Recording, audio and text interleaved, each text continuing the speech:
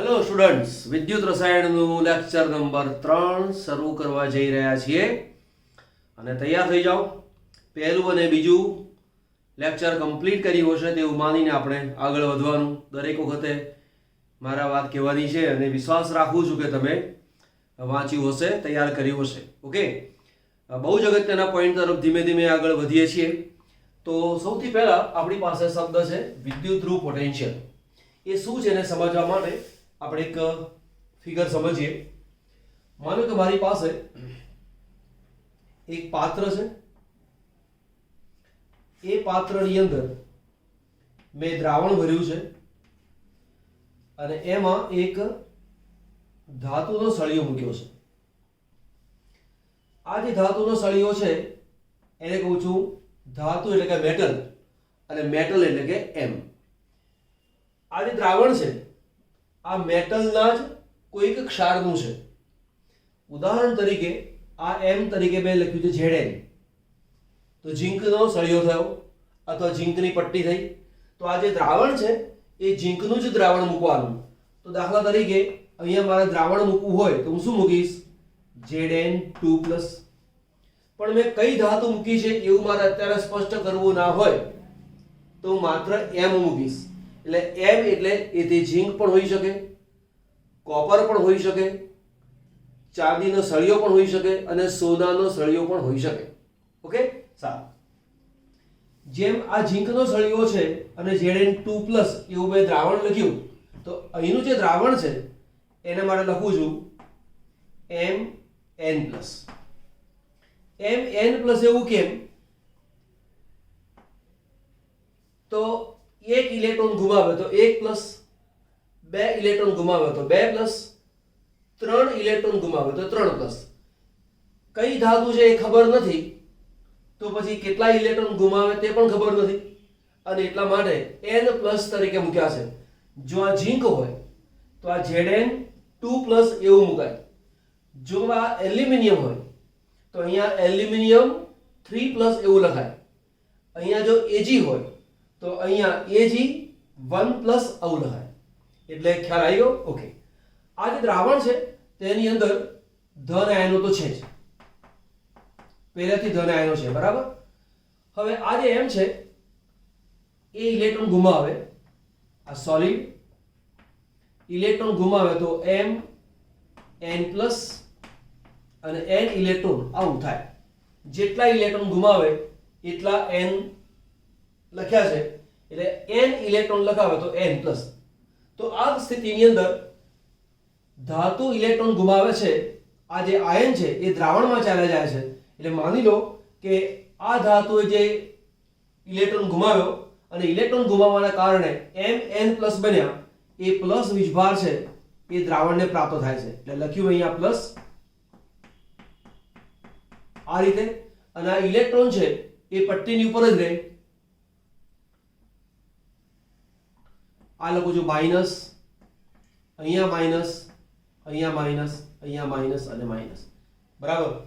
તો કે ધાતુના સળિયાને તેના જ કોઈ ક્ષારના દ્રાવણમાં બોળવામાં આવે તો આ ધાતુનો સળિયો ઇલેક્ટ્રોન ગુમાવે, મુક્ત થયેલા ઇલેક્ટ્રોન આ સળિયા ઉપર રહે અને આયનો દ્રાવણમાં ચાલ્યા જાય. અથવા બીજી શક્યતા છે,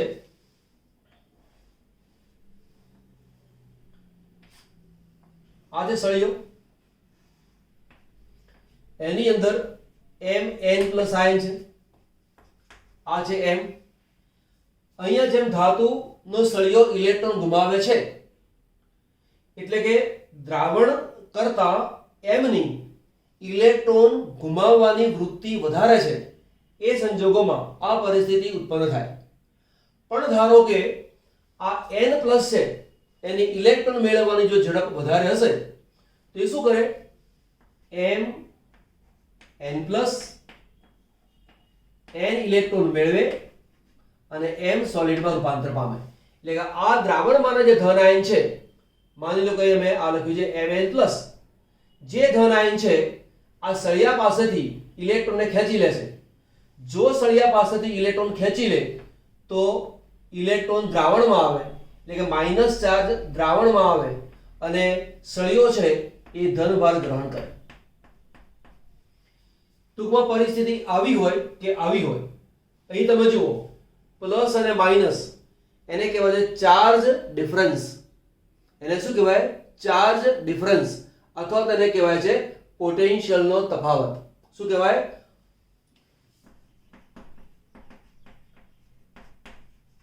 પોટેન્શિયલનો તફાવત ઉત્પન્ન થાય તેવું કહેવાય. અથવા તેને કહેવાય છે વિદ્યુત સ્થિતિમાનનો તફાવત. તો આ પરિસ્થિતિમાં વિદ્યુત સ્થિતિમાનનો તફાવત ઉત્પન્ન થાય અથવા આ પરિસ્થિતિ હોય તો પણ વિદ્યુત સ્થિતિમાનનો તફાવત ઉત્પન્ન થાય.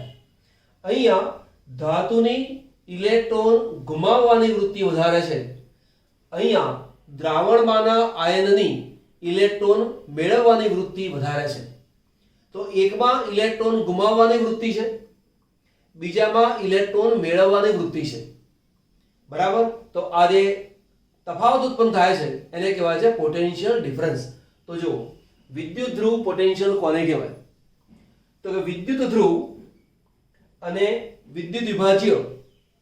વિદ્યુત વિભાજ્ય શું છે?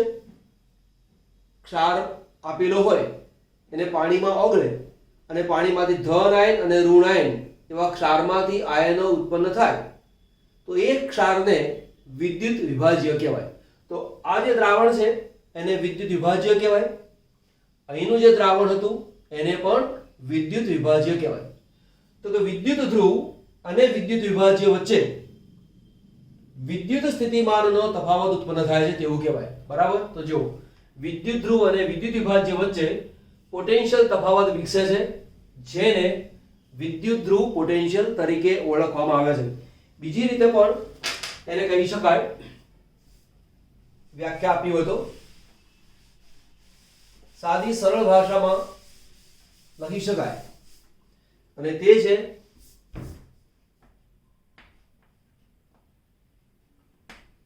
વિદ્યુત ધ્રુવની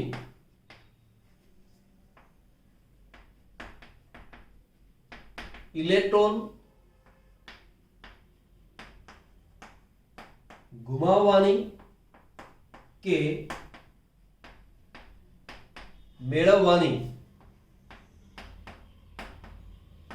સાપેક્ષ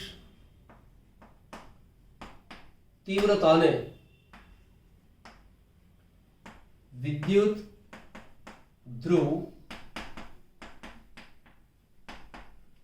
પોટેન્શિયલ કહેવાય. આ વસ્તુ બરાબર સમજો અને યાદ રાખજો. બરાબર?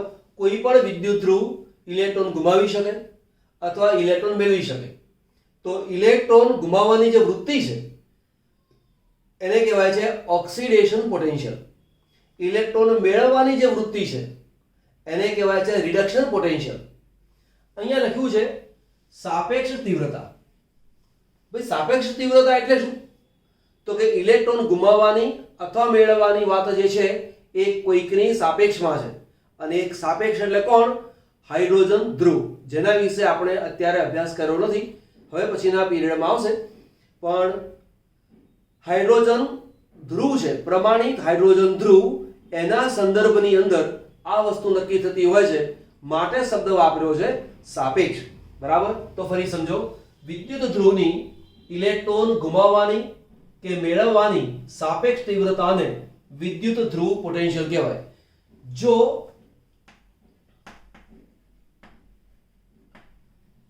વિદ્યુત ધ્રુવ ઇલેક્ટ્રોન ગુમાવે તો તે પોટેન્શિયલને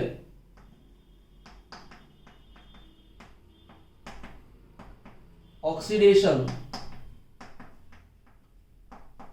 પોટેન્શિયલ કહેવાય. અને ઇલેક્ટ્રોન મેળવે તો રિડક્શન પોટેન્શિયલ કહેવાય. તો વિદ્યુત ધ્રુવ પોટેન્શિયલ બે પ્રકારના હોય. ઓક્સિડેશન પોટેન્શિયલ પણ કહેવાય અને રિડક્શન પોટેન્શિયલ પણ કહેવાય. જો વિદ્યુત ધ્રુવ ઇલેક્ટ્રોન ગુમાવતો હોય તો જે વિદ્યુત ધ્રુવ પોટેન્શિયલ મળે એને આપણે કહીશું ઓક્સિડેશન પોટેન્શિયલ. કેમ કે ઇલેક્ટ્રોન ગુમાવવાની જે પ્રક્રિયા છે એને કહેવાય છે ઓક્સિડેશન. વિદ્યુત ધ્રુવ ઇલેક્ટ્રોન ગુમાવે છે માટે ઓક્સિડેશન થાય છે. ઓક્સિડેશનને કારણે પોટેન્શિયલ ઉત્પન્ન થાય છે માટે તેને ઓક્સિડેશન પોટેન્શિયલ કહેવાય. જો વિદ્યુત ધ્રુવ ઇલેક્ટ્રોન મેળવે છે તો ઇલેક્ટ્રોન મેળવવાની જે પ્રક્રિયા છે એને કહેવાય છે રિડક્શન. એટલે કે જો વિદ્યુત ધ્રુવ ઇલેક્ટ્રોન મેળવે છે એટલે કે વિદ્યુત ધ્રુવની સપાટી પર રિડક્શન પ્રક્રિયા થાય છે તો જે પોટેન્શિયલ ઉત્પન્ન થાય એને કહેવાય છે રિડક્શન પોટેન્શિયલ. ઓકે, આગળ જે પોટેન્શિયલની જે આપણે વાત કરીએ છીએ એ વખતે જે દ્રાવણ ભરેલું હોય, માનો કે આપણે અહીંયા પાત્ર લીધું હતું, આ પાત્ર છે, આમાં દ્રાવણ ભરેલું છે, એ દ્રાવણની સાંદ્રતા 1 મોલર હોય તો તે સંજોગોમાં વિદ્યુત ધ્રુવ પોટેન્શિયલને પ્રમાણિત વિદ્યુત ધ્રુવ પોટેન્શિયલ કહેવાય. પ્રમાણિત એવું કેમ? તો આપણે એક પ્રમાણ નક્કી કરેલું છે કે દ્રાવણની સાંદ્રતા 1 મોલર હોવી જોઈએ. એટલે કે જો દ્રાવણની સાંદ્રતા 1 મોલર હોય તો તે વિદ્યુત ધ્રુવ પોટેન્શિયલને પ્રમાણિત વિદ્યુત ધ્રુવ પોટેન્શિયલ કહેવાય. વિદ્યુત ધ્રુવ પોટેન્શિયલ બે પ્રકારના હોય: ઓક્સિડેશન વિદ્યુત ધ્રુવ પોટેન્શિયલ, રિડક્શન વિદ્યુત ધ્રુવ પોટેન્શિયલ. બંને રીતે રજૂ કરી શકાય છે. આપણી ટેક્સ્ટ બુકમાં IUPAC પ્રમાણે વિદ્યુત ધ્રુવ પોટેન્શિયલ તરીકે રિડક્શન પોટેન્શિયલને ધ્યાન ઉપર લીધેલો છે. કોને ધ્યાન ઉપર લીધો છે? રિડક્શન પોટેન્શિયલને. બરાબર. બહુ સમય પહેલા IUPAC એ તેને ઓક્સિડેશન પોટેન્શિયલને ધ્યાનમાં લીધો હતો. હવે રિડક્શન પોટેન્શિયલને ધ્યાનમાં લીધેલો છે. આપણે બહુ એમાં ઝંઝટમાં પડીશું નહીં, પણ આટલું યાદ રાખજો. બરાબર. IUPAC મુજબ પ્રમાણિત વિદ્યુત ધ્રુવ રિડક્શન પોટેન્શિયલને પ્રમાણિત વિદ્યુત ધ્રુવ પોટેન્શિયલ કહેવાય. વિદ્યુત ધ્રુવ પોટેન્શિયલ બે પ્રકારના છે: ઓક્સિડેશન અને રિડક્શન. પણ જ્યારે કંઈ લખેલું ના હોય તો સમજી લેવાનું, તમને એવું લખ્યું હોય ભાઈ એક વિદ્યુત ધ્રુવનો પોટેન્શિયલ અમુક છે, તો તે વખતે એવું સમજવાનું કે ત્યાં રિડક્શન પોટેન્શિયલની વાત ચાલે છે. બહુ જ ક્લિયર કરવું હોય તો રિડક્શન પોટેન્શિયલનો શબ્દ વાપરતો ખોટું નથી, સારું છે. ઓક્સિડેશન પોટેન્શિયલની જરૂર પડે તો ત્યાં ઓક્સિડેશન પોટેન્શિયલ એવો પણ ઉપયોગ થઈ શકે છે. એવો ઉપયોગ ક્યારે થાય એ સમય આવે તમને હું શીખવાડીશ. બરાબર. ઓકે, હવે આપણી પાસે છે કોષ પોટેન્શિયલ અને EMF વચ્ચેનો તફાવત. એક કામ કરો, આનો સ્ક્રીનશોટ લઈ લો, એટલે થોડીક વસ્તુ મારે ભૂસી નાખવી છે અને એના રેફરન્સમાં આ વસ્તુ શીખવાડું છું. ઓકે, લખી લો. ચલો. ઓકે, આપણે શીખવું છે ત્યારે કોષ પોટેન્શિયલ અને EMF બે વચ્ચેનો શું તફાવત છે તે. એને સમજતા પહેલા આ કિંમત ઉપર થોડું ધ્યાન આપી લઈએ. તમને આવું લખીને આપેલું છે Cu2 Cu અને કિંમત છે +0.34 વોલ્ટ. આ કેવી રીતે શોધાય એ અત્યારે શીખવાડેલું નથી, શીખવીશું ત્યારે તમને કહીશું કે આ કેવી રીતે કિંમત આવી તે. બરાબર. અત્યારે આપણે સ્વીકારીને ચાલીશું કે આના માટે કિંમત આ છે. હવે તમે જુઓ કે Cu નો ઓક્સિડેશનાંક 2+ છે, Cu નો ઓક્સિડેશનાંક 0 છે. 2+ માંથી 0 થયો એટલે કે ઓક્સિડેશનાંકમાં ઘટાડો થયો, અને ઓક્સિડેશનાંકમાં ઘટાડો થાય એટલે પ્રક્રિયાને કહેવાય રિડક્શન, અને રિડક્શન થતું હોવાના કારણે આ કિંમતને રિડક્શન પોટેન્શિયલ કહેવાય. જો Cu ને આ બાજુ રાખો, Cu2+ ને આ બાજુ રાખો તો ઓક્સિડેશન થઈ જાય. તો તે સંજોગોમાં અહીંયા પ્લસ હોય તો માઇનસ મૂકવાના, જો માઇનસ હોય તો પ્લસ મૂકવાના. બરાબર. તો આ પ્રક્રિયા બની ગઈ ઓક્સિડેશન ની, તો તેને કહેવાય છે ઓક્સિડેશન પોટેન્શિયલ. એટલે પહેલી જે કિંમત છે એના માટે શબ્દ વાપરીશું આપણે રિડક્શન પોટેન્શિયલ. જ્યારે આ જે છે એના માટે શબ્દ શું વાપરીશું? Oxidation potential. ફેર શું? માત્ર ચિહ્નનો ફેર આવે. એટલા માટે આપણે આવું કરીએ છીએ કે E0 ઓક્સિડેશન બરાબર -E0 રિડક્શન, અથવા અહીંયા ન મૂકો તો માઇનસ અહીંયા મૂકી દો. કોઈ પણ એક જગ્યાએ મૂકો તો ચાલશે, બંને જગ્યાએ મૂકવાની જરૂર છે નહીં. કાં તો અહીંયા માઇનસ ના મૂકો તો માઇનસ અહીંયા મૂકવાનું, અને અહીંયા પ્લસ રાખવો હોય તો અહીંયા માઇનસ મૂકવાનું, બંને કિંમત એક સરખી થાય. તો ઓક્સિડેશન પોટેન્શિયલ અને રિડક્શન પોટેન્શિયલ બે વચ્ચે માત્ર ચિહ્નનો ફેર છે. બરાબર. બીજું અહીંયા જે 0 લખીને આપેલો છે એ એવું બતાવે છે પ્રમાણિત અવસ્થા છે, એટલે કે દ્રાવણની સાંદ્રતા 1 મોલર એવું છે. કેટલીક વખત આ રીતે પણ તેની નિશાની દર્શાવવામાં આવે છે. બરાબર. સામાન્ય વ્યવહારિકમાં તમે આવું સીધું લખશો તો ચાલશે, નહીં તો તમે દર વખતે આમ કરીને આમ કરવા જશો, અનુકૂળ આવે ના આવે તેવું બને, પણ એની ચિંતામાં આવવું પડશો નહીં. તો આ જે કોપર છે આ રિડક્શનની કિંમત છે, માટે રિડક્શન પોટેન્શિયલ. હવે કયો પોટેન્શિયલ છે એ ચેક કરવું હોય તો માઇનસ પ્લસ ને જોવાના નહીં, તમારે જોવાનું આ પ્રક્રિયા કઈ છે. ફરીવાર સમજો છો, કિંમતને જોઈને નક્કી નહીં કરવાનું કે કયો પોટેન્શિયલ છે, એની સાથે એક પ્રક્રિયા લખેલી છે, એ પ્રક્રિયામાં ઓક્સિડેશન છે કે રિડક્શન છે એને બરાબર કેરફુલી ધ્યાન લેવાનું અને પછી નક્કી કરવાનું. જેમ કે મને -0.76 આપ્યા છે, +0.76 આપ્યા છે, પણ એ શું છે તો અહીંયા જુઓ, +2 માંથી 0 થયા, રિડક્શન થયું, માટે તેનું નામ થયું રિડક્શન પોટેન્શિયલ. આ થયું રિડક્શન પોટેન્શિયલ. +2 માંથી 0, બરાબર. આ બે વસ્તુ એક જ છે, 0 અને +2. આ બની ગયું 0, આ થયું +2. ઓક્સિડેશન છે માટે આને કહેવાય છે ઓક્સિડેશન પોટેન્શિયલ. ઓક્સિડેશન પોટેન્શિયલ ટૂંકમાં ઓક્સિડેશન પોટેન્શિયલ અને રિડક્શન પોટેન્શિયલ બંને કિંમતો સરખી જ હોય, માત્ર ચિહ્નનો ફેર આવે. પડી ગઈ ખબર? ઓકે. હવે મારે ડિફરન્સ લેવો છે, તો એક કિંમત આ લઉં છું રિડક્શન પોટેન્શિયલની અને બીજી કિંમત લઉં છું આ. બરાબર. તો ડિફરન્સ આ રીતે થશે, E0 સેટ બરાબર E0 reduction minus E0 reduction. એટલે શું? જે કેથોડ તરીકે લીધેલો છે અર્ધકોષ, એના રિડક્શન પોટેન્શિયલમાંથી જે એનોડ તરીકે લીધેલો છે એના રિડક્શન પોટેન્શિયલને બાદ કરવાનો. ફરીવાર, જે કેથોડ તરીકે લીધેલો છે એના રિડક્શન પોટેન્શિયલમાંથી જે એનોડ તરીકે લીધેલો છે એના રિડક્શન પોટેન્શિયલને બાદ કરવાનો. જે કિંમત આવે એને કહેવાય છે કોષ પોટેન્શિયલ. એને શું કહેવાય? કોષ પોટેન્શિયલ. તો કોષ પોટેન્શિયલ. હવે EMF નો ડિફરન્સ શું છે?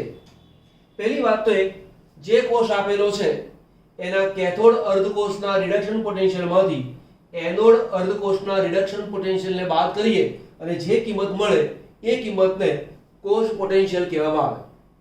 એ વખતે આપણો આ જે કોષ છે એ ચાલુ છે, એ વખતે આપણો આ કોષ ચાલુ છે, તેમાંથી વિદ્યુતનો પ્રવાહ મેળવવામાં આવે છે. જેમ કે આ રિડક્શન પોટેન્શિયલ છે, કોપરની કિંમત તમે જુઓ તો અહીંયા છે 0.34, એટલે 0.34 માઇનસ -0.76 બરાબર 1.1 વોલ્ટાઇલ.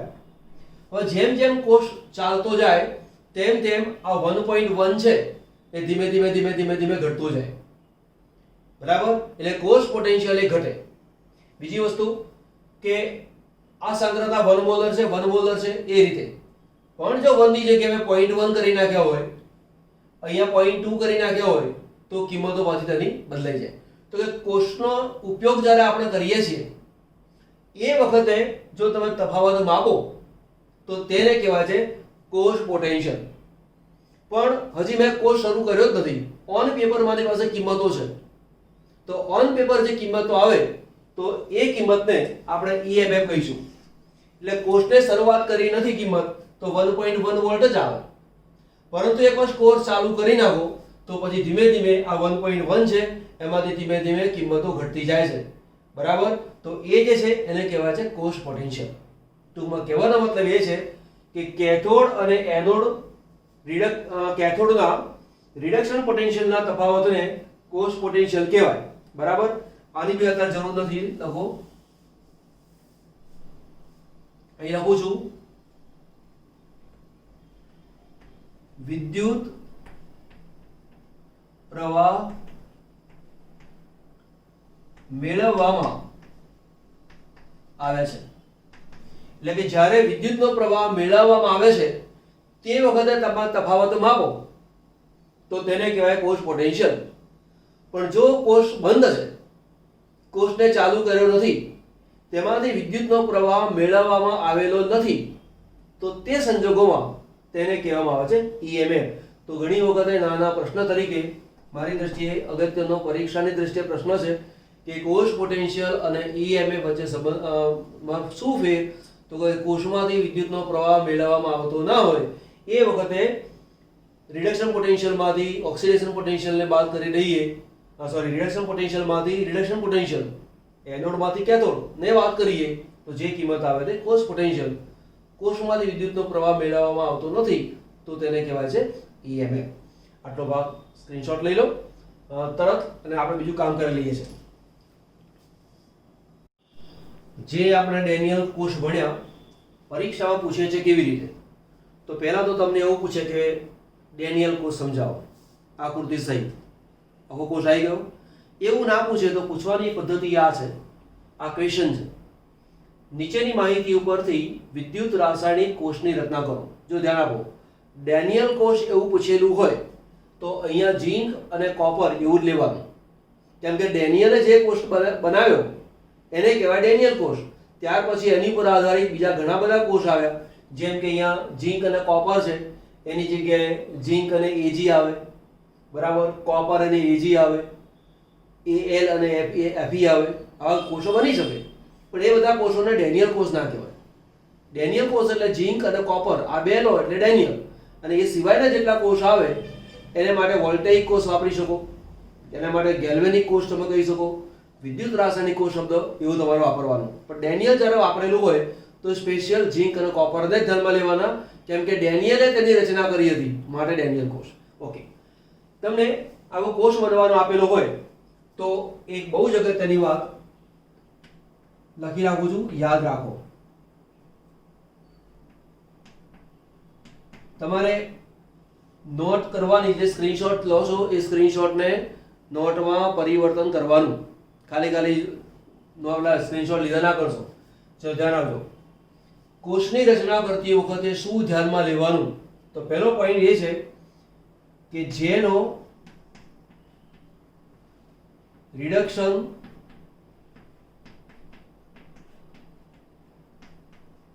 પોટેન્શિયલ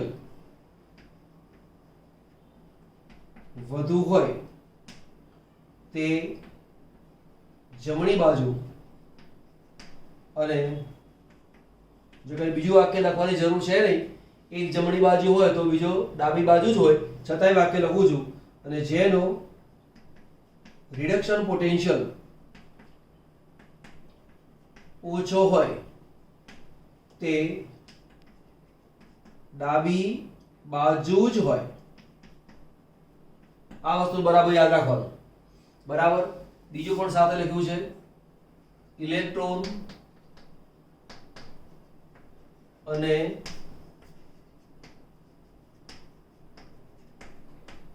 વિદ્યુત પ્રવાહની દિશા દર્શાવો.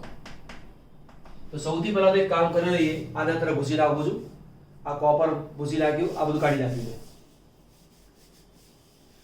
જો કે આની જરૂર પડવાની છે, જાણી જોઈને કાઢી નાખ્યું છે. કોઈ પણ વિદ્યુત રાસાયણિક કોષની રચના કરવાની હોય તો આ તો આવે જ, એવું યાદ રાખવાનું. દ્રાવણ આવે, પટ્ટી આવે, દ્રાવણ આવે, પટ્ટી આવે, આ ક્ષાર સેતુ આવે, આ રૂનું પૂમડું આવે, બરાબર, આ જે તાંબાનો તાર આવે, તાંબાનો તાર, બરાબર. તો સૌથી પહેલા તો આપણે નક્કી કર્યું અહીંયા કે જેનો રિડક્શન પોટેન્શિયલ વધુ હોય તે જમણી બાજુ. તો તમારે જોવાનું છે રિડક્શન પોટેન્શિયલ વધુ ક્યાં છે? અહીંયા છે, બરાબર. ક્યાં ભૂલ થઈ જાય તે આપણે માત્ર આને જોયું છે, પણ દાખલા તરીકે તમને આવું કરીને આપે કે E0 CuCO2+ બરાબર -0.34 વોલ્ટ અને E0 Zn2+ અથવા Zn2+ બરાબર +0.76 વોલ્ટ, આવું આપેલું છે. તમે માત્ર આ બે કિંમતને જ જુઓ છો. આ વાત બરાબર સમજો. તમે આ જે આપેલું છે સ્ટ્રક્ચર એને જોતા નથી, માત્ર આને તમે ધ્યાન ઉપર લીધું અને પછી નક્કી કર્યું કે ભાઈ જેનો રિડક્શન પોટેન્શિયલ વધુ હોય તે જમણી બાજુ. આ તમે જુઓ જ નહીં, આને તમે જુઓ જ નહીં, તમે માત્ર એટલું જુઓ આ માઇનસ છે ને આ પ્લસ છે એટલે વધારે કિંમત આ છે માટે આ જમણી બાજુ અને આ ડાબી બાજુ એટલે ખોટું પડે. તમારે ચેક કરવાનું કે કઈ વેલ્યુ આપેલી છે તે રિડક્શન પોટેન્શિયલ છે કે ઓક્સિડેશન પોટેન્શિયલ. જો ઓક્સિડેશન પોટેન્શિયલ આપેલા હોય તો તેને રિડક્શન પોટેન્શિયલમાં પહેલા ફેરવી નાખો અને પછી સરખામણી કરો. બરાબર? ઓકે. તો આપણી પાસે અત્યારે તો રિડક્શન પોટેન્શિયલ આપેલા છે જ. તો સિમ્પલ વાત થઈ ગઈ કે ઝીંકની કિંમત ઓછી છે માટે ઝીંક ડાબી બાજુ આવે અને કોપર જમણી બાજુ આવે. એટલે આ જે પટ્ટી છે એ પટ્ટી કોની બની ગઈ? કોપરની. તો દ્રાવણ કયું મળે? કોપર સલ્ફેટનું. તો લખો 1 મોલર CuSO4. બરાબર? આ પટ્ટી કોની થઈ? ઝીંકની. આ દ્રાવણ કયું થયું? 1 મોલર ઝીંક સલ્ફેટ. ડાબી બાજુ એનોડ જ હોય, જમણી બાજુ વાળો કેથોડ જ હોય.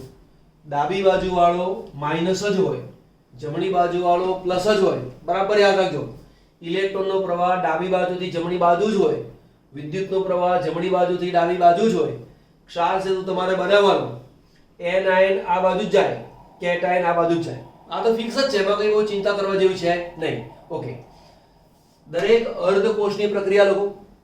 હવે ડાબી બાજુનો અર્ધકોષ કોણ છે? એનોડ. તો એનોડ ઉપર કઈ પ્રક્રિયા થાય? ઓક્સિડેશન પ્રક્રિયા થાય. આપણે અગાઉ વાત કરી હતી, ઓક્સિડેશન પ્રક્રિયામાં ઇલેક્ટ્રોન જમણી બાજુ જ હોય, રિડક્શન પ્રક્રિયામાં ઇલેક્ટ્રોન ડાબી બાજુ જ હોય. તો મારે પ્રક્રિયા લખવાની એનોડ ઉપરની પ્રક્રિયા. તો લખું છું અહીંયા એનોડ ઉપરની પ્રક્રિયા એટલે કે એનોડિક પ્રક્રિયા. બરાબર? એનોડિક પ્રક્રિયા. એનોડ ક્યાં છે? ડાબી બાજુ. શું થાય? તેનું ઓક્સિડેશન થાય.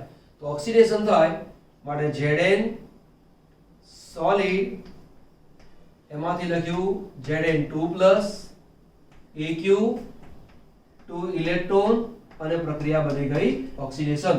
ઇલેક્ટ્રોન જમણી બાજુ જ હોય.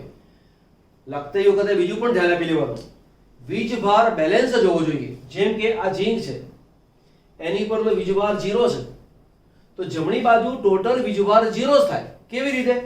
આ 2+ છે, આ -1 × 2 એટલે -2, તો 2+ અને 2- 0 થઈ ગયો. તો તમારું સમીકરણ સાચું. એનોડિક પ્રક્રિયા. પછી લખું છું કેથોડ ઉપરની પ્રક્રિયા. લખું છું કેથોડ ઉપર. કેથોડ ક્યાં છે? આ બાજુ. કઈ પ્રક્રિયા થાય? રિડક્શન પ્રક્રિયા થાય. રિડક્શન પ્રક્રિયામાં ઇલેક્ટ્રોન ડાબી બાજુ જ હોય. તો જે કોપર આયન છે Cu2+ જે Aq ફોર્મમાં છે, જલીય માધ્યમમાં છે, એ ઇલેક્ટ્રોનને મેળવે છે અને કોપર સોલિડમાં કન્વર્ટ થઈ ગયો. પ્રક્રિયાનું નામ થઈ ગયું રિડક્શન. હવે બે પ્રક્રિયાનો સરવાળો કરી દઈએ. સરવાળો કરીએ એ કોષની કુલ પ્રક્રિયા છે માટે તેને કહેવાય છે કોષ પ્રક્રિયા. તો ડાબી બાજુનો સરવાળો ડાબી બાજુ, જમણી બાજુનો સરવાળો જમણી બાજુ. ઇલેક્ટ્રોન ડાબી બાજુ પણ છે, ઇલેક્ટ્રોન જમણી બાજુ પણ છે માટે ડાબી અને જમણી બાજુ તમારે ઇલેક્ટ્રોનને દર્શાવવાના નથી. તો અહીંયા લખીશું Zn solid plus Cu2+ Aq. અહીંયા લખીશું Zn 2+ Aq plus Cu solid. કયું કયું કામ કર્યું? આ લખી નાખ્યું, આ લખી નાખ્યું. હવે છે કોષનું સાંકેતિક નિરૂપણ કરો. કોષનું સાંકેતિક નિરૂપણ કરવામાં આવી આકૃતિ દોરવાની હોતી નથી, સંકેતમાં દર્શાવવાનું. ઓકે. ડાબી બાજુ ઝીંક છે તો ઝીંકને દર્શાવવાનું આ રીતે Zn સોલિડ, પછી એક ઉભો લીટો Zn2+. અહીંયા 1 મોલર આપેલું છે તો 1 મોલર લખી નાખો. ત્યાં Aq લખો તો પણ ચાલે. આ જે ત્રાંસી લીટી છે એ ઊભી લીટી મૂકેલી છે એને કહેવાય છે અર્ધકોષ. અર્ધકોષને સંકેતમાં દર્શાવવા માટે આમ ઊભી લીટી કરવી પડે. એ જ પ્રમાણે અહીંયા શું થાય? રિડક્શન પ્રક્રિયા થાય. Cu2+ માંથી Cu બને તો Cu2+ અહીંયા લખું છું 1 મોલર ઊભી લીટી કોપર સોલિડ. આ જે છે એને કહેવાય છે ક્ષાર સેતુ. તો તમે જો અહીં આવડી મોટી આકૃતિ દોરેલી છે. એ આકૃતિ અહીંયા દોરવાની હોતી નથી. એક અર્ધકોષ આ બાજુ, બીજો અર્ધકોષ આ બાજુ. ચલો એક બહુ જ અગત્યની વાત કહું છું. ક્ષાર સેતુની બંને બાજુ આયન હોય. ક્ષાર સેતુની બંને બાજુ આયન જ હોય એટલે એનોડનો એક આયન અહીંયા હોય, કેથોડનો જે આયન છે પેલો આયન લખવાનો Cu Cu2+ એવું નહીં લખવાનું. ક્લિયર? ઓકે, હજી આગળ આવશે એટલે વધારે ક્લિયર કરીશું. એક આ કામ ક્લિયર થઈ ગયું. હવે શું શોધવાનું છે? કોષ પોટેન્શિયલ શોધો. તો કોષ પોટેન્શિયલ નું સૂત્ર શું થાય? તો કે ડેલ્ટા અથવા E0 શેર બરાબર E0 રિડક્શન કોણ cathode minus E0 reduction anode. એટલે કેથોડના રિડક્શન પોટેન્શિયલમાંથી એનોડના રિડક્શન પોટેન્શિયલને બાદ કરવાનો. તો કેથોડનો રિડક્શન પોટેન્શિયલ આપણી પાસે છે 0.34 માઈનસ -0.76 બરાબર 1.1 વોલ્ટ. એકમ લખવાનું ભૂલવાનું નહીં. જ્યારે છોકરાઓ એકમ લખવાનું ભૂલી જાય છે તો સાહેબો માર્ક આપવાનું પણ ભૂલી જાય છે. પછી છોકરાઓ કે સાહેબ કેમ માર્ક ના આપ્યા? તો સાહેબ કે ભાઈ તે એકમ નહોતો લખ્યો પણ સાહેબ હું ભૂલી ગયો હતો. તો સાહેબ છોકરો કે સાહેબ હું ભૂલી ગયો હતો. તો સાહેબ કે હું બી ભૂલી ગયો હતો માર્ક આપવાનું. બરાબર? અને એક સ્ક્રીનશોટ લઈ લો પછી આના જેવો નવો પ્રશ્ન આપણે કરીએ છીએ. ક્વેશ્ચન આખો બદલી નાખ્યો છે, માહિતી બદલી છે, બાકીનું બધું સ્ટ્રક્ચર એમને એમ જ છે. પણ અહીંયા Ag ની કિંમત આપી છે, Cu2+ ની કિંમત આપેલી છે. આ -0.80 વોલ્ટ છે, -0.34 વોલ્ટ છે. કિંમત માઇનસમાં આપેલી છે એટલે મોટી કિંમત કઈ કહેવાય? જેમ માઇનસ મૂલ્ય નાનું એમ કિંમત તેને મોટી કહેવાય. સંખ્યા રેખાથી તમે જોવા જાઓ તો અહીંયા 0 છે, આ -1 છે, આ -2 છે. તો -1 અને -2 જેમ ઋણ મૂલ્ય મોટું તેમ તમે ડાબી બાજુ જાઓ છો કિંમત ઘટતી જાય છે. જો કે હોશિયાર છોકરાઓ છે તમને સમજ પડતી જ હોય. ઓકે, આપણે શું વાત કરી હતી? જેનો રિડક્શન પોટેન્શિયલ મોટો તે જમણી બાજુ. હવે અહીંયા તમે જુઓ આ જે કિંમત છે એ તમને રિડક્શન પોટેન્શિયલની આપેલી નથી. આ ઓક્સિડેશન પોટેન્શિયલ છે જોવાનું. આ 0 ઓક્સિડેશન આંક, આ +1 ઓક્સિડેશન આંક છે. એટલે આવું બને કે E0 Ag+ બરાબર -0.80 વોલ્ટ. therefore E0 આને આ બાજુ લખો અને આ બાજુ લખો બરાબર +0.80 વોલ્ટ. જો કે આવાની જરૂર છે નહીં. કેમ જરૂર નથી એની ચર્ચા કરું છું હમણાં. E0 Cu2+ બરાબર -0.34 વોલ્ટ અને E0 બરાબર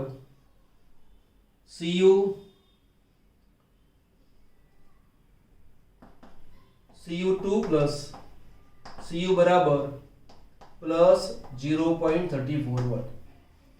મારે રિડક્શન પોટેન્શિયલને ધ્યાનમાં લીધા વિના જો માત્ર ઓક્સિડેશન પોટેન્શિયલને ધ્યાનમાં લેવા હોય તો આવું કહેવાય. જો પહેલા શું કહ્યું? જેનો રિડક્શન પોટેન્શિયલ મોટો તે જમણી બાજુ. પણ જો ઓક્સિડેશન પોટેન્શિયલની વાત કરવા જઈએ તો આપણે એવું કહેવાનું જેનો ઓક્સિડેશન પોટેન્શિયલ જો મોટો હોય તો ડાબી બાજુ રાખો. એમ કરો તો પણ ચાલે. પણ ગુંચવાડો ઉત્પન્ન ના થાય એટલા માટે સહેલી વસ્તુ એ છે તેને તમે રિડક્શન પોટેન્શિયલમાં ફેરવી દો. જો રિડક્શન પોટેન્શિયલ આપેલા છે તો કોઈ સવાલ નથી. પણ જો રિડક્શન પોટેન્શિયલની જગ્યાએ ઓક્સિડેશન પોટેન્શિયલ આપેલા છે તો પહેલા તમે તેને રિડક્શન પોટેન્શિયલમાં ફેરવો. પછી જેનું મૂલ્ય મોટું તે જમણી બાજુ, નાનું તે ડાબી બાજુ. હવે આ બે રિડક્શન પોટેન્શિયલમાં કિંમત મેં ફેરવી. આ કઈ બાજુ આવે? જમણી બાજુ. એટલે આ જે છે એ એજી અહીંયા મૂકી દીધો અને આ જે કોપર છે એ અહીંયા મૂકી દીધો. અહીંયા જ્યારે એજી મૂકું છું તો મારે દ્રાવણ લેવાનું. અગાઉ મેં Cu મૂક્યો તો અહીંયા, તો CuSO4 મૂક્યો તો. તમારે મૂકવાનું AgNO3. જો SO4 મૂકવો હોય તો ધ્યાન આપી લો. અહીંયા Ag ની સંયોજકતા +1 છે, SO4 ની સંયોજકતા 2- છે. તો આ સ્થિતિની અંદર આ બે અહીંયા ગુણાય તો સૂત્ર શું બને? Ag2SO4 એવું બને. બરાબર? આવું ધ્યાન ના રાખો તો ના ચાલે. બેટર એ છે તમે AgNO3 નો ઉપયોગ કરી નાખો. એક બીજી બહુ અગત્યની વાત બોલું છું, ધ્યાન આપજો. જો અહીંયા AgNO3 લીધેલો હોય તો અગાઉની અંદર મેં KCl લીધેલો હતો, તમારે KCl લેવાનો નહીં, તમારે લેવાનો KNO3. આ બહુ અગત્યની વાત કરી, તેને ધ્યાનમાં લેજો. તો કેમ?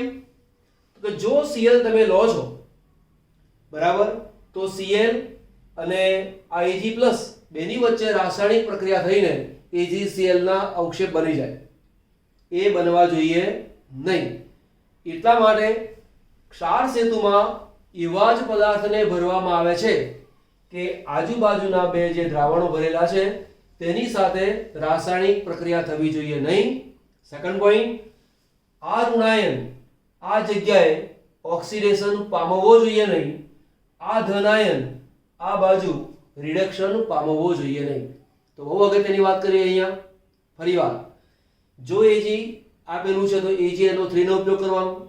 જો AgNO3 નો ઉપયોગ કરેલો છે તો અહીંયા KNO3 વાપરવાનો. તમારે એક કામ કરવાનું, કોઈ પણ કોષ આપેલો હોય તમારે KNO3 જ મૂકી દેવાનો, કોઈ ચિંતા નહીં. NO3- ની પ્રક્રિયા ક્યાંય નહીં થાય આ બાજુ અને અવક્ષેપ નહીં આપે. K+ એનું રિડક્શન થશે નહીં. તો પરમેનન્ટ KNO3 પકડી રાખો, NH4NO3 પકડી રાખો તો પણ ચાલશે. આ Ag છે, આ કોપર છે, તો લખું છું અહીંયા CuSO4. જો મારે CuSO4 ની જગ્યાએ NO3 લેવું હોય તો શું લખીશું? CuNO3 twice. NO3 ની સંયોજકતા -1, કોપર ની સંયોજકતા 2+, તો સૂત્ર શું બને? CuNO3 twice. SO4 લેવો તો CuSO4. તો મારી સલાહ છે, અહીં NO3 વાપરો છે, અહીંયા પણ NO3 વાપરો, સારું છે. ઇલેક્ટ્રોનનો પ્રવાહ તો આ બાજુ જ જાય, વિદ્યુતનો પ્રવાહ આ બાજુ જ જાય. આ એનાયન જ હોય, આ કેટાયન જ હોય, આ એનોડ જ હોય, આ કેથોડ જ હોય. અગાઉનામાં જેવું હતું તેવું ને તેવું. બરાબર? ચલો આગળ કામ કરીએ. દરેક અર્ધકોષની પ્રક્રિયા લખો. તો પહેલા તો ડાબી બાજુ એટલે કે એનોડ ઉપરની પ્રક્રિયા લખીએ. તો લખું છું એનોડ ઉપર. એનોડ ઉપર ઓક્સિડેશન જ થાય. ઓક્સિડેશન કોનું થાય? કોપરનું. ઇલેક્ટ્રોન જમણી બાજુ જ આવે એટલે copper solid Cu2+ Aq 2 electron. અહીંયા પ્રક્રિયા થાય રિડક્શન. રિડક્શનમાં ઇલેક્ટ્રોન ડાબી બાજુ જ આવે. જો ડાબી બાજુ ઇલેક્ટ્રોન લખવાનો હોય તો લખવાનું ધન આયન મૂકો પેલો, પછી મૂકવાનો ઇલેક્ટ્રોન અને પછી મૂકવાનું Ag. આ સોલિડ, આ જે Aq. બરાબર? હવે અહીંયા ઇલેક્ટ્રોન ડાબી બાજુ આવ્યો. ચલો બીજી અગત્યની વાત, અહીંયા ઇલેક્ટ્રોન 2 છે, અહીંયા ઇલેક્ટ્રોન 1 છે. તો આખા સમીકરણને મારે 2 વડે ગુણવું પડે એટલે અહીં મૂકી દીધા મેં 2. એટલે કાઉન્સ છોડી દઈએ તો શું બને? 2Ag+ 2 ઇલેક્ટ્રોન અને 2 Ag. બંનેનો સરવાળો કરીએ. ડાબી બાજુનો ભાગ ડાબી બાજુ, તો લખીશું અહીંયા Cu સોલિડ પ્લસ આ ગુણાકાર કરીને મૂકવાનું 2Ag+ Aq. 2 ઇલેક્ટ્રોન ડાબી બાજુ, 2 ઇલેક્ટ્રોન જમણી બાજુ કેન્સલ થઈ ગયા. અહીં લખીશું Cu2+ Aq 2 વડે ગુણાય 2Ag સોલિડ થઈ ગયું. सांकेतिक निरूपण।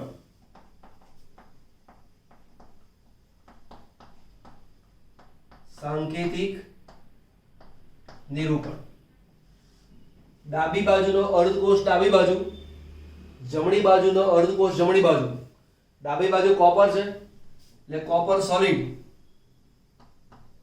उभो લીટો Cu2 પ્લસ AQ કાં તો 1 મોલર, બે ઉભા લીટા એટલે ક્ષાર સેતુ। ક્ષાર સેતુની બંને બાજુ આયન જ આવે AQ Ag। ડાબી બાજુનો જે અર્ધકોષ છે એ એનોડ છે। એનોડ એટલે કોણ આવે માઈનસ, એટલે અહીંયા મૂક્યો આપણે માઈનસ। સલાહ છે અહીંયા માઈનસ આવું લખવાનું, એ જ પ્રમાણે અહીંયા પ્લસ આવું લખવાનું। આની પહેલા મેં લખ્યું નહોતું, લખી દેજો અહીંયા માઈનસ અને પ્લસ। પ્લસ કર્યા પછી આવું રાઉન્ડ કરવું કમ્પલસરી છે। તો કે કેમ? જો રાઉન્ડ તમે કર્યું નહીં, એટલે ઘણી વખત કોઈ તમે બુક રિફર કરતા હો તો ત્યાં આગળ રાઉન્ડ કરેલું ના હોય તો આ પ્લસ સહેજ આ બાજુ આવી જાય, તો તમે જુઓ કે સાહેબ અહીંયા પણ Ag પ્લસ છે અને અહીંયા પણ Ag પ્લસ છે। ના, આ રાઉન્ડ કરેલો પ્લસ છે એ કેથોડ બતાવે છે અને રાઉન્ડ કરેલો માઈનસ એનોડ બતાવે છે। બીજી વસ્તુ અહીંયા 2 લખેલા છે, અહીંયા તમારે 2 લખવાના નથી, મૂળ સ્વરૂપ જ લખવાનું। ખ્યાલ આવ્યો? સમીકરણને બેલેન્સ કરવા માટે અહીંયા ગુણ્ય છે એ વસ્તુ જુદી છે, પરંતુ જ્યારે કોષનું નિરૂપણ કરવાનું હોય તો અહીંયા કંઈ લખવાનું નહીં। મારે આને આવું લખવું હોય તો પણ લખી શકાય, Cu સોલિડ, અહીંયા મેં દ્રાવણ કયું લીધું CuNO3 ટ્વાઇસ, તો આવું લખાય CuNO3 ટ્વાઇસ, પણ AQ લખવું કમ્પલસરી છે। અહીં લખીશું AgNO3 AQ, એક ઉભો લીટો Ag સોલિડ, આ થયું કેથોડ, આ બની ગયું એનોડ। આ થઈ ગયું। કોષ પોટેન્શિયલ શોધો। કોષ પોટેન્શિયલ નું સૂત્ર શું થાય? તો કે E0 સેલ બરાબર E0 રિડક્શન, પણ કોની વેલ્યુ? કેથોડની। સાથે લખવાનું, મને તો ખબર છે એમ કરીને જવાનું નહીં, મોડે મોડે ચલાવવાનું નહીં, લખી જ દેવાનું માઈનસ E0 રિડક્શન, અહીંયા કોણ આવે? એનોડ આવે। તો કેથોડ તરીકે કોણ છે? Ag। આ જે કિંમત છે એ ઓક્સિડેશન પોટેન્શિયલની છે, તમારે કયું લેવાનું છે? Reduction potential. એટલે રિડક્શન પોટેન્શિયલની કિંમત અહીંયા મૂકેલી છે, અહીંયા 0.80 માઈનસ પ્લસ 0.34 બરાબર 10 માંથી 4 જાય તો 6, 7 માંથી 3 જાય તો 4 વોલ્ટ। ચલો એક બહુ જ અગત્યનું ધ્યાન આપજો એકદમ કેરફુલી, કે વિદ્યુત રાસાયણિક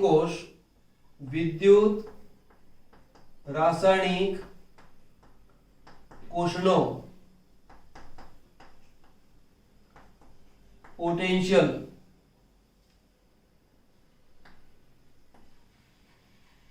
ધન જ હોય, એ કદાપી ઋણ આવી શકે નહીં। એટલે જો તમારા જવાબમાં ઋણ આવ્યો તો સમજી લેવાનું કે તમે કંઈ ખોટું કર્યું। બરાબર? ચલો નોંધ કરી લો। ચલો એક બીજો પ્રશ્ન છે, બે કિંમતો આપેલી છે, કોષની રચના કરવાની નથી। બરાબર? દરેક અર્ધકોષની પ્રક્રિયા લખો, કોષ પ્રક્રિયા લખો અને કોષનું સાંકેતિક નિરૂપણ કરો। હવે સાંકેતિક નિરૂપણ કરવાનું હોય તો બહુ ક્લિયર થઈ જઈએ આપણે। જેની વેલ્યુ મોટી આવે, જો પહેલા જુઓ +3 માંથી 0, આ +3 અહીંયા છે 0, રિડક્શન પોટેન્શિયલ, આની કિંમત આટલી છે, આની કિંમત આટલી છે। મોટી કિંમત કોની? આની કિંમત મોટી। જેમ માઈનસ નાના તેમ કિંમત મોટી। તો આ જમણી બાજુ આવે, આ ડાબી બાજુ આવે।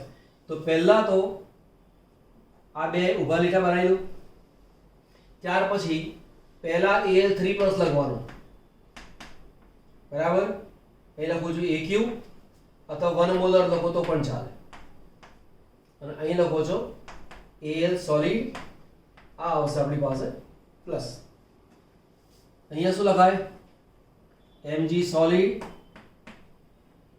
Mg2 પ્લસ 1 મોલર આ બની ગયું માઇનસ તો આ જે છે એ આપણું સાંકેતિક નિરૂપણ થયું હવે દરેક અર્ધકોષની પ્રક્રિયા અને કોષ પ્રક્રિયા તો આનું ઓક્સિડેશન લખીએ તો Mg solid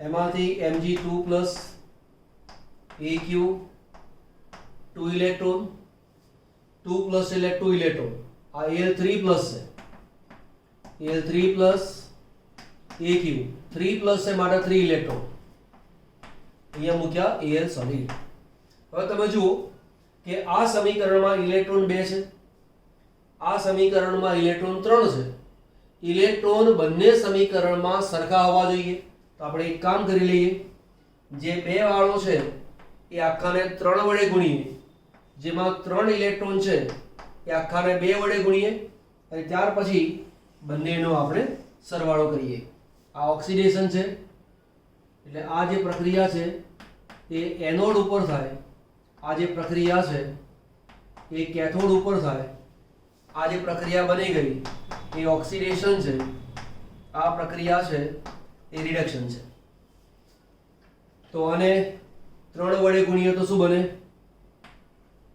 3Mg solid plus ડાબી બાજુનો સરવાળો ડાબી બાજુ 2 વડે ગુણો 2Al3 પ્લસ AQ 1 મોલર 3 દુ 6 ઇલેક્ટ્રોન 2 તરી 6 ઇલેક્ટ્રોન કાઢી નાખવાના ધ્યાન ઉપર લેવાના નહીં Mg2 પ્લસ 3 વડે ગુણો 3Mg2 પ્લસ વત્તા 2Al સોલિડ તો આને કહેવામાં આવે છે કોષ પ્રક્રિયા એ સાંકેતિક નિરૂપણ પૂરું થઈ ગયું કોષ પ્રક્રિયા પણ પૂરી થઈ ગઈ ચલો આપણે કોષનો પોટેન્શિયલ શોધી કાઢીએ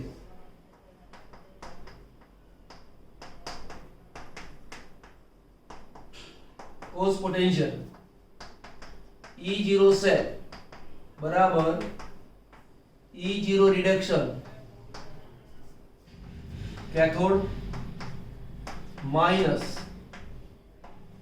E0 રિડક્શન એનોડ એટલે કે જે કેથોડ તરીકે છે તેના રિડક્શન પોટેન્શિયલમાંથી જે એનોડ તરીકે છે એના રિડક્શન પોટેન્શિયલને બાદ કરવાનો તો કેથોડ તરીકે કોણ છે જમણી બાજુ છે તે આ એની કિંમત કેટલી છે તો માઈનસ 1.66 વોલ્ટ માઈનસ 2.37 વોલ્ટ એટલે માઈનસ 1.66 પ્લસ 2.37 વોલ્ટ બરાબર કામ કરે 2.37 માઈનસ 1.66 7 માંથી 6 જાય તો 1 13 માંથી 7 જાય તો 7 ને 6 13 0 પ્લસ 0.71 વોલ્ટ પ્લસ કિંમત આવી ગઈ તો આ જે છે એ આપણો દાખલો કમ્પ્લીટ થયો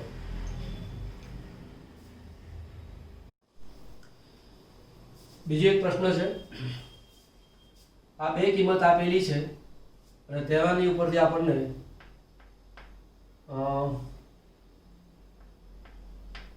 કોષનું સાંકેતિક નિરૂપણ આ પૂછેલું છે અને બીજું છે કોષ પોટેન્શિયલ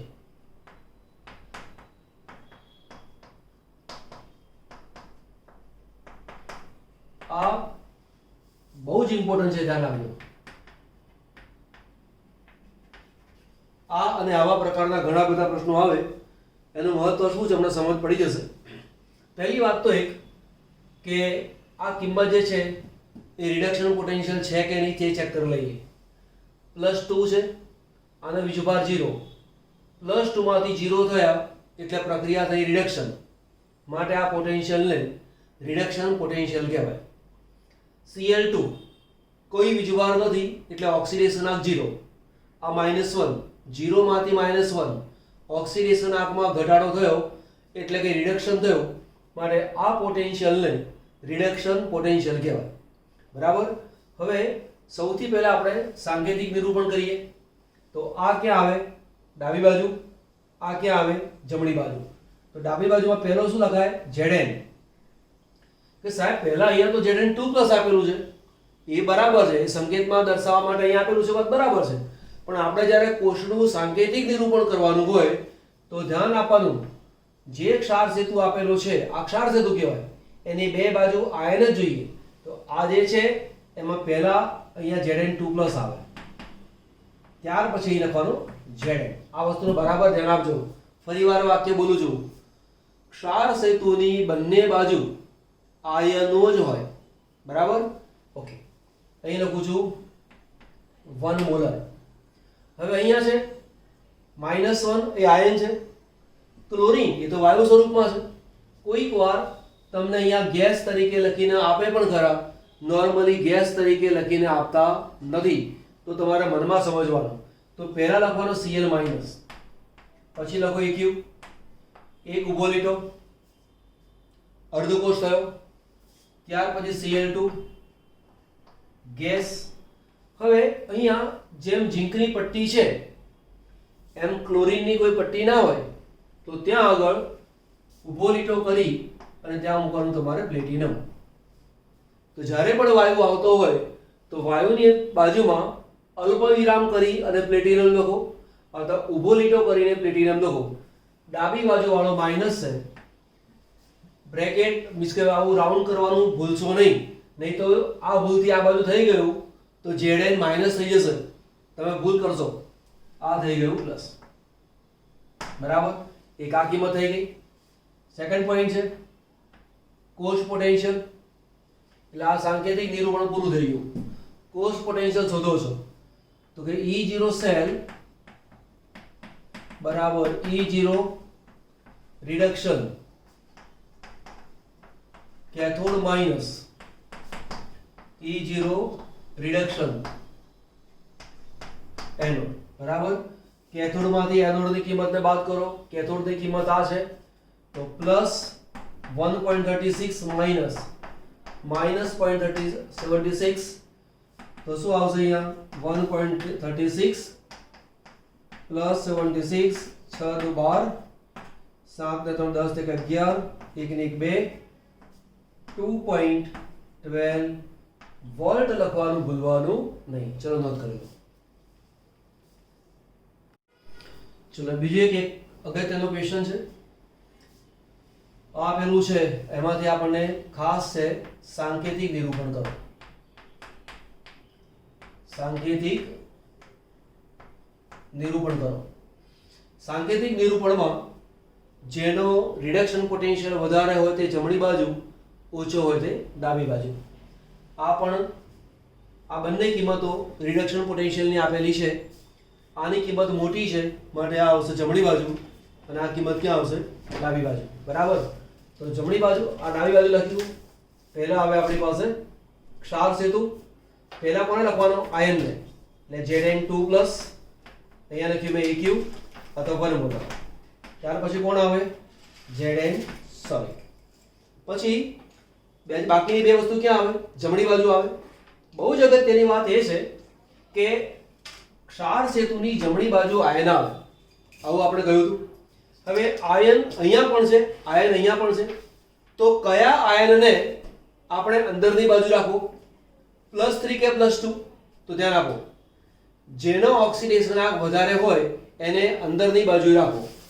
જેનો ઓક્સિડેશન આંક વધારે હોય એને અંદરની બાજુ રાખો. તો આ +3 છે, એને અંદરની બાજુ રાખવાનું. તો Fe3+, AQ 1 મોલર. ત્યાર પછી છે Fe2+, AQ 1 મોલર. અને બહુ જ અગત્યની વસ્તુ કે જો બંને આયનો એક જ ધાતુના હોય તો ત્યાં આગળ તમારે મૂકી દેવાનું પ્લેટિનમ. Fe ની પટ્ટીને મૂકવાની નહીં. પડી ખબર? ઓકે. પછી છે E reduction minus E reduction. કેથોડમાંથી એનોડને બાદ કરીએ. કેથોડ તરીકે Fe છે, કિંમત કેટલી છે? 0.76 માઇનસ -0.77 છે. 77 અને 76 0.77 માઇનસ પ્લસ થઈ ગયા 0.76, 7 ને 6 13, 7 ને 7 14, 1 15 વોટ. તો આ બહુ જ અગત્યનો ક્વેશ્ચન છે, નોટ કરવો છે. બીજા બે પ્રશ્નો છે. એક તમને આવો કોષ આપેલો છે, કોષ પ્રક્રિયા લખો. હવે પરીક્ષામાં એમસીક્યુ તરીકે પૂછવું હોય તો કેવી રીતે પૂછાય? તો તમને આ પ્રક્રિયા આપેલી હોય અને એની જે કોષ પ્રક્રિયા હોય એવા 4 ઓપ્શન આપેલા હોય કે આની સાચી કોષ પ્રક્રિયા કઈ, એ રીતે પ્રશ્ન પૂછેલો હોય તો તમારે ધ્યાન આપી લેવાનું. કોઈક વાર તમને કોષ પોટેન્શિયલ પૂછે, એવી રીતે પણ પૂછી શકાય. હવે આપણને ખબર છે કે ડાબી બાજુ જે છે એનું ઓક્સિડેશન થાય. હવે વિદ્યાર્થીઓ કઈ ભૂલ કરે છે એ પહેલા તમને કહી દઉં અને તમારે શું ભૂલ નહીં કરવાની તે. Br2 Br માઇનસ લખેલો હોય એટલે વિદ્યાર્થી આવું કરે કે Br2 એમાંથી Br માઇનસ બન્યો અને પછી લખે અહીંયા 2 છે એટલે 2 લખે અને 2 ઇલેક્ટ્રોન આવું લખે. આ વિદ્યાર્થીની ભૂલ. તમારા મનમાં પણ કદાચ થતું હશે કે આવું જ આવે ને, પણ ના આવે. તો કે ના આવે એવું કેવી રીતે? તો પહેલી વાત એ, જે ડાબી બાજુ છે એનું ઓક્સિડેશન થાય. એકદમ કેરફુલી મને સાંભળજો. ડાબી બાજુ હોય તેનું શું થાય? ઓક્સિડેશન. હવે તમે ગણવા જાઓ તો આનું ઓક્સિડેશન આંક શું છે? 0. આનું ઓક્સિડેશન આંક શું છે? -1. તો 0 માંથી -1 તે પ્રક્રિયાનું રિડક્શન છે. આ ક્યાં ઓક્સિડેશન છે? ઓક્સિડેશન આંકમાં ઘટાડો થયો, મારે આ જે પ્રક્રિયા છે એ પ્રક્રિયા રિડક્શન લખી. તો ફરી પાછો મનમાં પ્રશ્ન થાય કે સાહેબ જો આ રિડક્શન હોય તો તેને ડાબી બાજુ કેમ લખ્યું, આને જમણી બાજુ કેમ લખ્યું? તો આ જે આપેલો છે કોષ એનો રિડક્શન પોટેન્શિયલ છે, આનો રિડક્શન પોટેન્શિયલ એ છે 1.09 વોલ્ટ અને જે ક્લોરીન છે એનો રિડક્શન પોટેન્શિયલ આ છે 1.36 વોલ્ટ. એટલે આવું લખીને આપી શકે કે E0 Cl2Cl માઇનસ બરાબર આ કિંમત થાય અને એ પ્રમાણે E0 Br2 Br માઇનસ બરાબર આ કિંમત થાય. આ કિંમત કરતા આ કિંમત મોટી છે માટે આ અર્ધકોષ જમણી બાજુ આવે. પહેલા આ વાત નક્કી કરો. જે આ બાજુ આપેલું છે એમાં ઓક્સિડેશન થાય. ઓક્સિડેશન ની અંદર શું થાય? જે Br માઇનસ છે એ ઇલેક્ટ્રોન ગુમાવે. Br2 2 ઇલેક્ટ્રોન અને 2 Br માઇનસ આવું રિએક્શન થાય. હવે તમે જુઓ, એક મનમાં બીજું કન્ફ્યુઝન આવે. આનો ઓક્સિડેશન આંક 0, આનો ઓક્સિડેશન આંક -1. તો 0 માંથી -1 એ શું કહેવાય? રિડક્શન. તો ડાબી બાજુ તો એને રખાય કે જેનું ઓક્સિડેશન થતું હોય. અહીંયા તમે જુઓ, આ -1 આ 0, તો -1 માંથી 0 એટલે ઓક્સિડેશન. અરે સાહેબ આ શું કરો છો તમે? એવું તમારા મનમાં થાય. અહીંયા 0 માંથી -1 છે એટલે રિડક્શન છે, -1 માંથી 0 છે એટલે ઓક્સિડેશન છે. તો ખરેખર તો આને આ બાજુ લખવો જોઈએ એવું તમારા મનમાં કદાચ થાય. કન્ફ્યુઝન સંપૂર્ણ દૂર કરી દઉં છું, તેનું ધ્યાન આપજો. પહેલા તો આનો રિડક્શન પોટેન્શિયલ વધારે છે માટે આ અર્ધકોષ જમણી બાજુ જ આવે, એ એકદમ ક્લિયર. બરાબર. બીજી વસ્તુ, આનો રિડક્શન પોટેન્શિયલ ઓછો છે માટે આ ડાબી બાજુ જ આવે, એ ક્લિયર. આ જમણી બાજુ, આ ડાબી બાજુ. હવે જો ઓક્સિડેશન થતું હોય તો આવું લખવું જોઈએ ને આપણે, Br માઇનસ પછી Br2 પછી આ રીતે અહીંયા Cl2 અને Cl માઇનસ આવું લખવું જોઈએ. તો કેમ આવું લખતા નથી? તો મેં અગાઉ તમને કહ્યું હતું, નિયમ બતાવ્યો હતો કે સાંકેતિક નિરૂપણ કરવાનું હોય તો આયન હંમેશા ક્યાં લખાય? બ્રેકેટની બાજુમાં. એટલે ખરેખર પ્રક્રિયા આ છે, પરંતુ આયન બ્રેકેટની બાજુમાં જ આવે. એટલા માટે Br માઇનસ અહીંયા લખેલો છે અને Br2 અહીંયા લખેલો છે. બરાબર. તો તમારે વિચારવાનું એ રીતે કે જે ડાબી બાજુ આપેલો છે ત્યાં ઓક્સિડેશન થાય,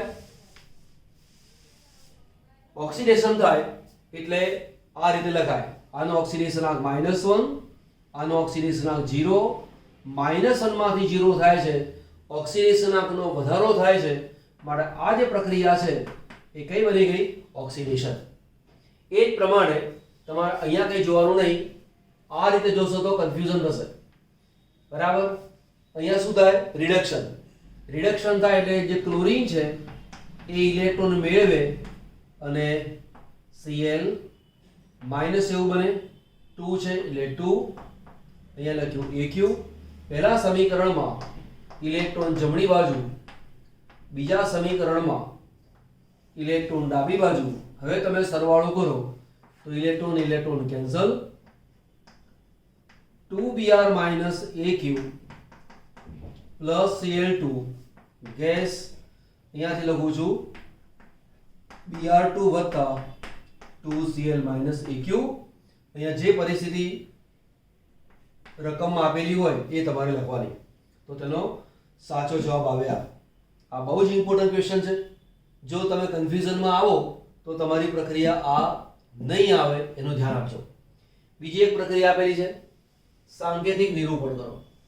હવે આપણને એવી ખબર છે સાંકેતિક નિરૂપણમાં આ રીતે આપેલું હોય તો ખબર પડે કે આ ઓક્સિડેશન થાય, અહીંયા રિડક્શન થાય. કાં તો કિંમત આપેલી હોય તો આપણે શું કરીએ?